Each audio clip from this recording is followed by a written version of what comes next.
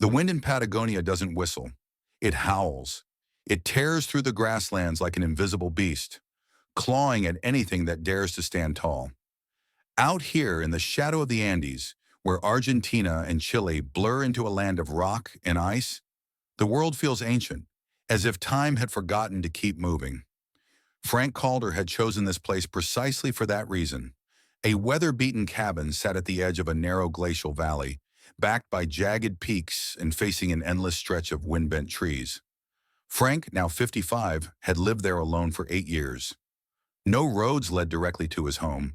Supplies came in by mule every 2 months, delivered by a quiet gaucho named Tomas, who knew better than to ask questions.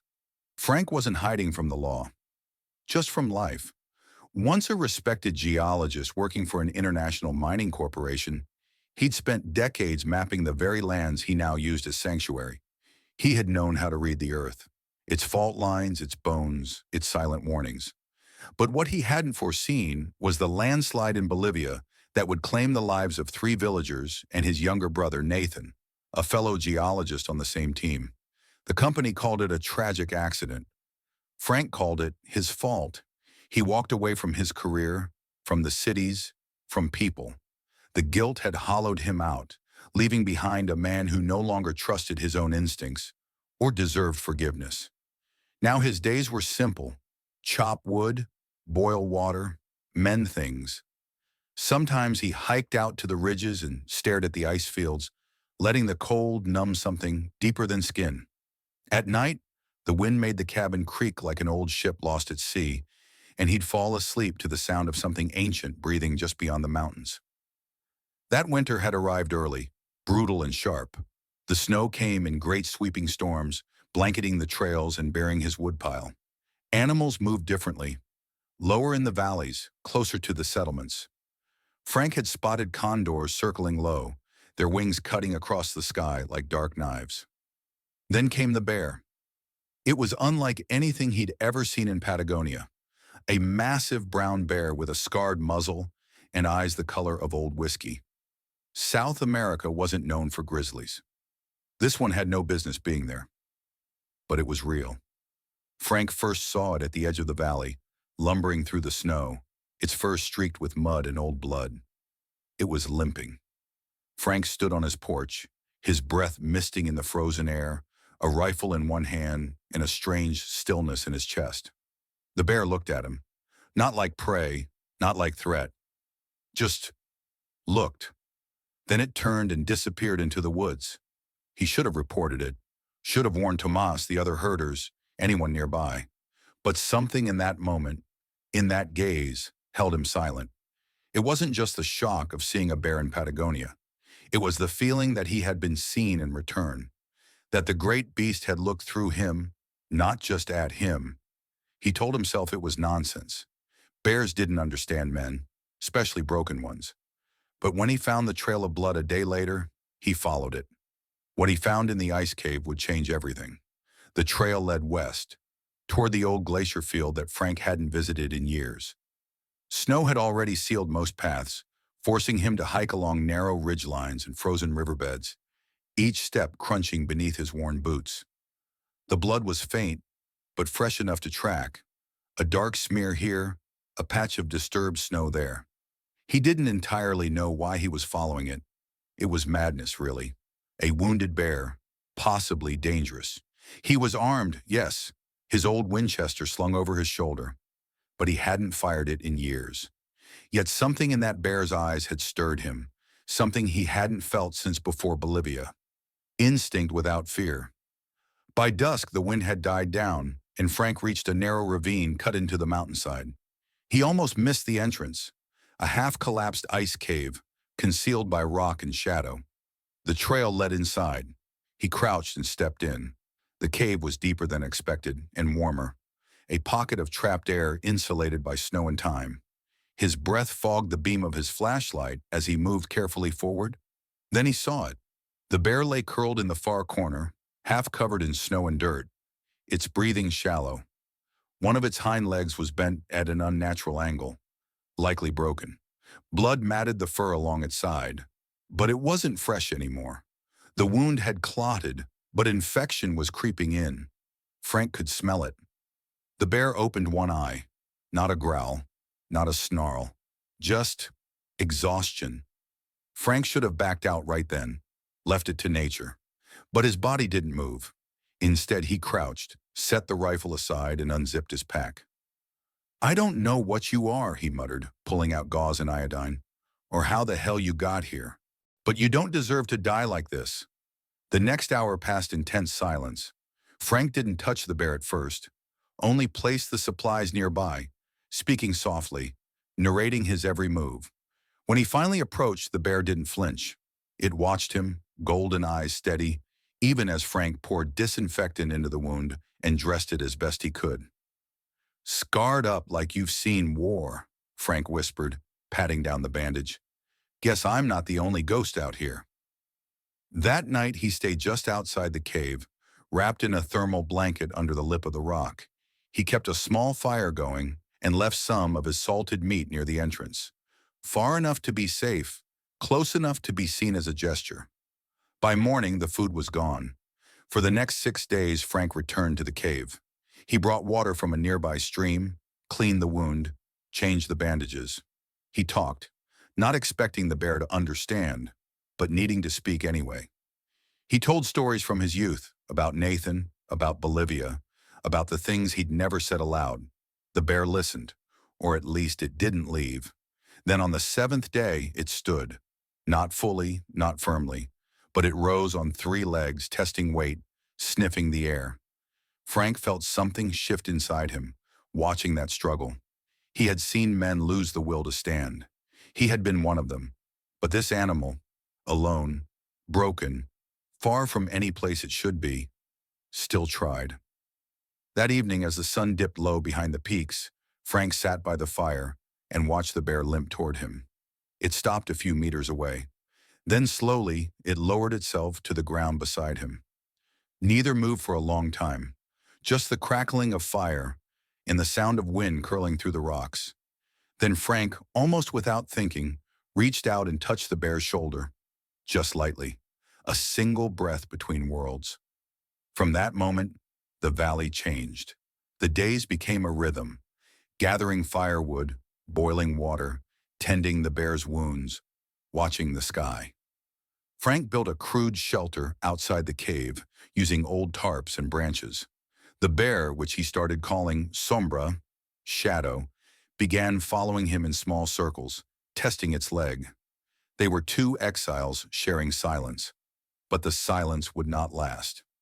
One morning, Frank woke to the distant buzz of an engine, a low drone echoing down the valley.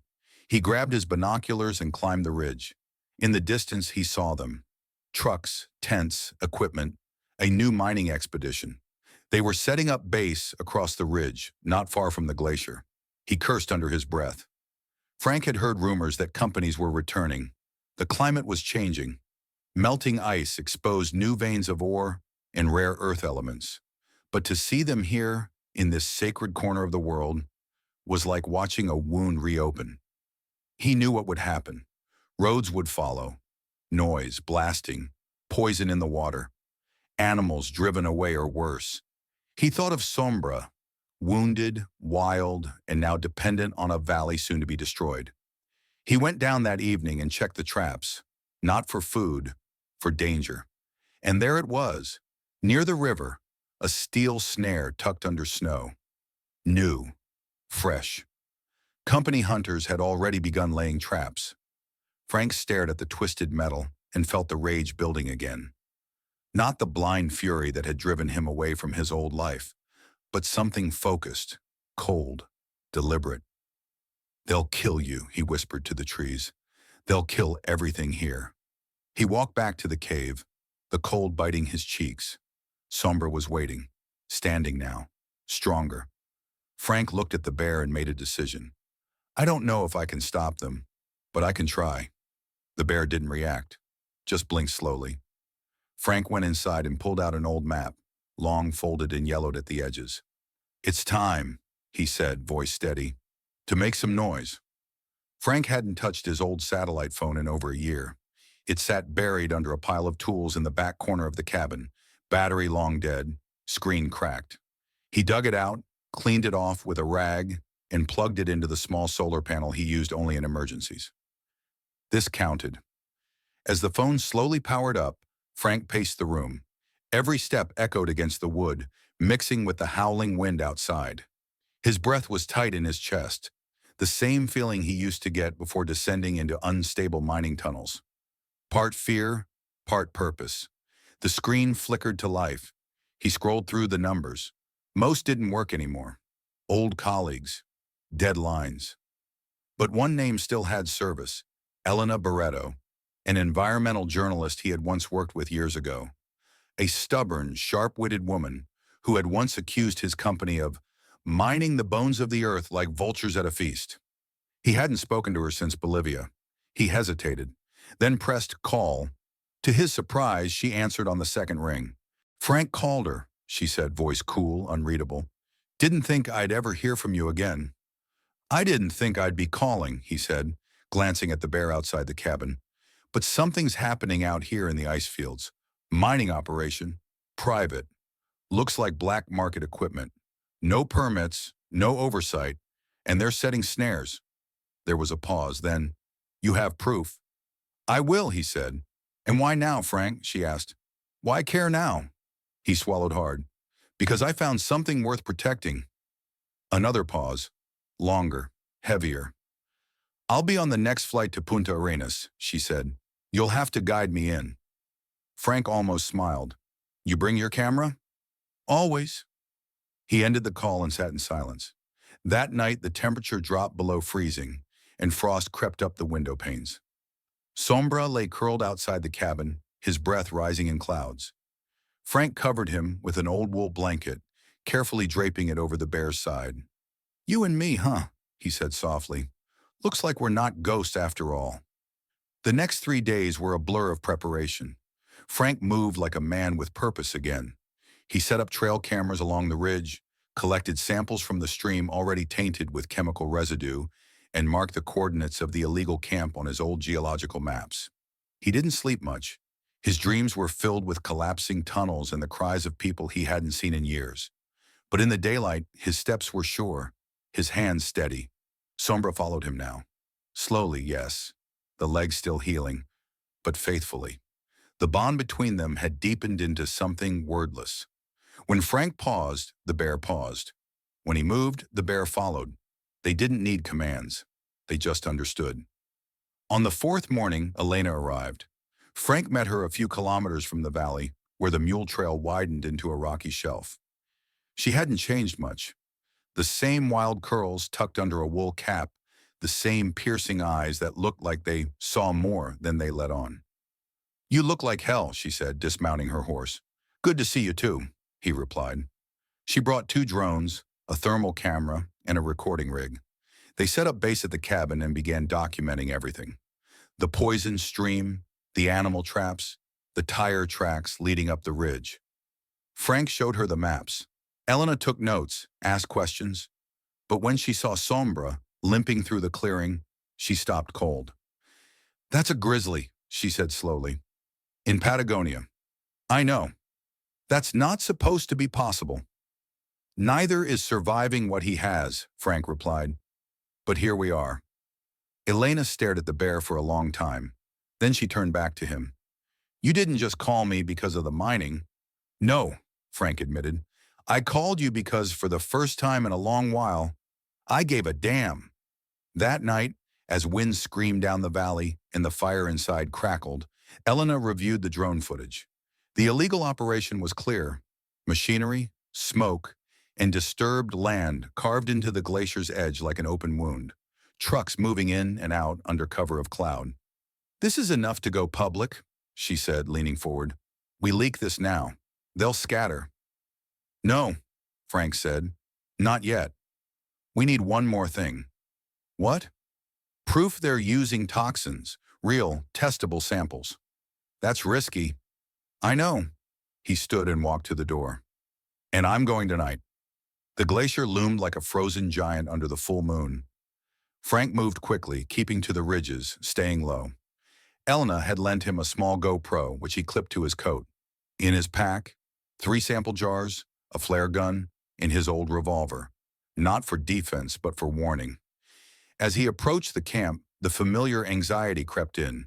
His fingers trembled, not from cold. Bolivia flashed behind his eyes, the moment when he had chosen silence over resistance. The moment that had cost his brother everything.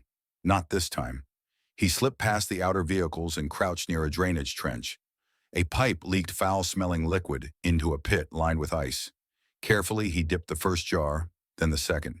Then, footsteps, voices. Frank froze. Two men appeared from behind the trucks, flashlights sweeping. "Oíste eso?" one said.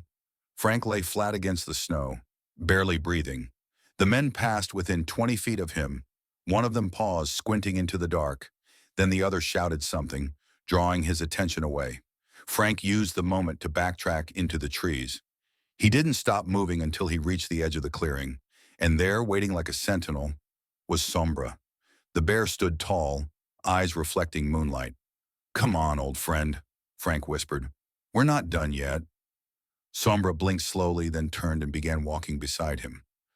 Not fast, not limping anymore, but steady, like he understood the urgency.